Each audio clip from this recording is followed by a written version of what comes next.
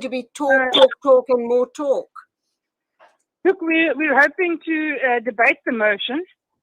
And by debating the motion of no confidence, we shine a very sharp light, a very distinct light on the inadequacies and the shortcomings of the cabinet of the president. It reflects badly on the president too, of course, because he's the person who appoints his sole discretion. So he can, what we're saying to him is get rid of these people and replace them with better people. He does have better people from whom he could choose. These are jobs for pals and paybacks for support, and that's not in the interest of the country. So we're hoping to debate the issue, and when we debate it, we will shine the spotlight very sharply on the inequities and the shortcomings, and also on the fact that, the president does have a choice here, and he's not exercising his choice, not exercising his discretion, he's not putting South Africa first. So that's what we hope to achieve with that debate, shining the light so that all South Africans can see and be aware of the gross inadequacies and the terrible shortcomings in this cabinet, and the fact that they've done South Africa and South Africans no favours. Okay, the DA is also saying that Ramaphosa is putting the party before the country, and you are not the first party that is suggesting that. In fact, I think most of South Africa are of a similar view. They're also indicating that he's not a very decisive leader. He doesn't take action when needs to be taken. How do we move forward? How do we make the president hear the people? What needs to be done?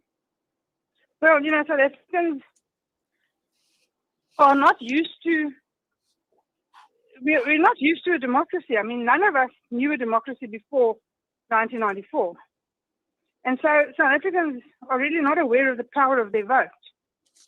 And, the voters, South African citizens, ordinary people like you and I, are the people who have the power. Every 5 years they go to the polls and they elect a new government. If you've governed well, if you've governed in the interest of the people, if you put South Africa first, and your trajectory is moving in the right direction, upwards, towards improvement, improving the living conditions, improving employment, growing the economy. If your trajectory is moving in the right direction, then you vote that government back in.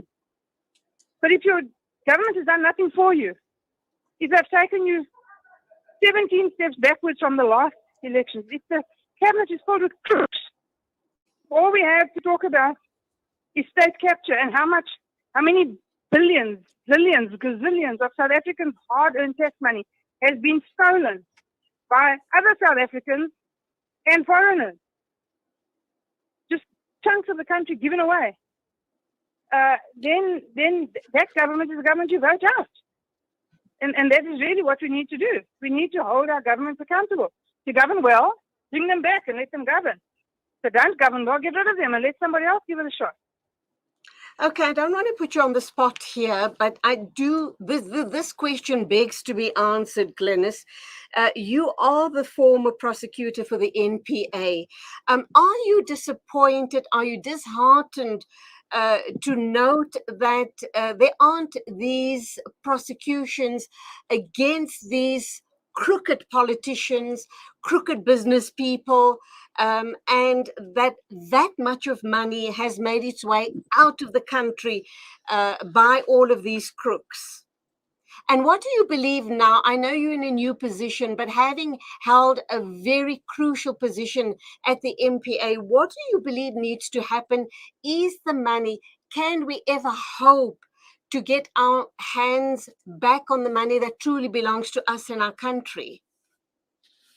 Well, to answer the first part of your question, you're not putting me on the spot at all. I'm bitterly disappointed that no high-profile prosecutions have taken place. Bitterly disappointed. And I'm extremely disheartened to have to say that nothing has happened, and I've seen nothing that encourages me to think that anything is going to change in the very near future. And I find that exceptionally disappointing and exceptionally disheartening, mostly because, as you say, the longer it takes, the less chance we have of getting our money back. So yes, we do have a chance of getting our money back, and it's money earned by blood, sweat, and tears. Absolutely. We have a small chance of getting that money back, but the longer it takes to put this into action, the less chance we have of getting it back, and the less money we will get back because the assets will be dissipated and harder to find and harder to collect. But yes, we can get a significant amount of it back. Not all of it, I don't think. Apart from getting the money back, are these crooks going to be held to account, even though a lot of them have skipped the country? Is there that remote possibility? Because if you don't hold people to account, Glynnis, as you know, these crimes, this will just keep being perpetuated all the time. Because I think in South Africa we seem to have accepted the fact that crime does pay.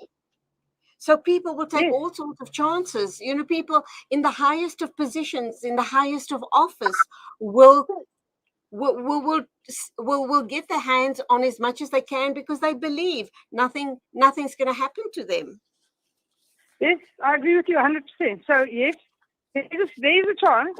There's always a chance that these people will be prosecuted. Those who have fled overseas, it's much harder, of course. That requires long mutual legal assistance applications and then extradition applications. But it's certainly not impossible. It has happened before. It can happen again. There's no reason to think it can't. Will the people in South Africa be held to account? Well, I sincerely hope so. Because as you say, if there are no consequences for bad behavior, it will just carry on. South Africans want to see accountability. We want to see cadres being deployed to prison. And it's got to happen. And the NPA must really wake up and do its job. Okay, two final questions before we wrap up, and that is the build-up to the elective conference, obviously the ANC elective conference. What do you think is going to happen when we get to December, and what are your thoughts as the DA for 2024, for the next general election? Are we hoping to see major change? And is 2024 going to be the year that changes the political landscape in South Africa? Okay, so your first question, the elective conference, yes, that's going to be very interesting. Of course, we're all watching it with a great deal of interest. We're going to watch, I think, the two factions of the ANC tear each other apart. What will emerge from that is going to be very interesting, and I think it'll be a lot like the last one. Whoever's got the biggest suitcase full of cash will, probably emerge the victor. Sure. And we'll have to see how that pans out. 2024 election, certainly I think it's going to be a watershed election. The DA's approach to that election is that we will continue to work hard in those places where we govern.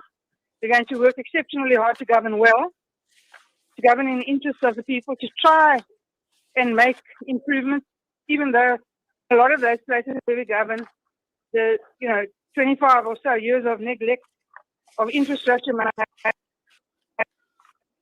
Certainly we're going to do our very best to govern responsibly in the interest of the people. I think that in the 2024 election, the ANC has a very good possibility of dropping below 50%. The prospect that they will have to learn to face and deal with. Not sure that any other political party will emerge as a clear winner with over 50%. I think that's perhaps unrealistic.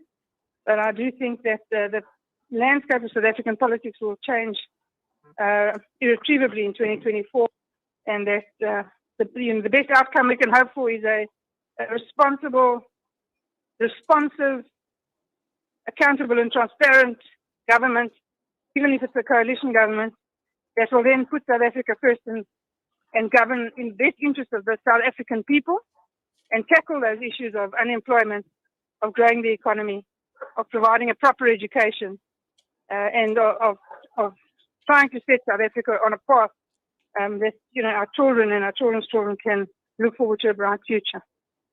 Please, God, we hope and pray that does in fact happen. It is exactly 10 o'clock, and I thank you, Advocate Glynnis Breytenbach. for talking with us today. But of course, the discussion was about the DA filing a motion of no confidence against Cyril Ramaphosa. We thank you for your time. And that's it for the show this morning. A big thank you and greetings from my producer, Nasreen Naidu, and myself. Thank you for keeping us company till tomorrow morning at the same time. Don't forget the COVID protocols and take care on the roads. Assalamu alaikum and Khuda Hafiz from me, Julie Ali.